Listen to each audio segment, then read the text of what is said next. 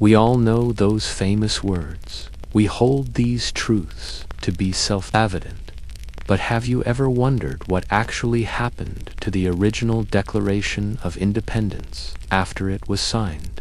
Because this sacred piece of parchment, the very heart of America, went on a long, strange, and mostly silent journey. It all began in the sweltering summer of 1776, right inside Independence Hall in Philadelphia.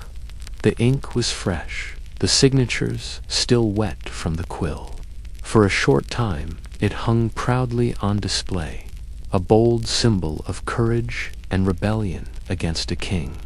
But the American Revolution wasn't a clean fight. It quickly turned dangerous.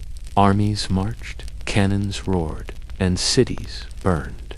And suddenly, the new nation's most important document had to disappear just to survive. Imagine this. It was rolled up, stuffed into wagons, and carried in rough wooden trunks. It was hidden behind false walls, and even tucked away inside simple linen bags. The Declaration traveled more than most of the men who signed it, moving from Philadelphia to Baltimore, from Trenton to Yorktown, and eventually to the new capital. Washington, D.C., it was a document on the run. During the War of 1812, things got even more intense. When the British Army marched on Washington and set the city ablaze, a few quick-thinking officials hurriedly packed the Declaration into a linen bag and fled into the Virginia countryside under the cover of darkness. Can you picture that? The soul of a nation, stuffed in a simple bag, escaping the enemy in the middle of the night.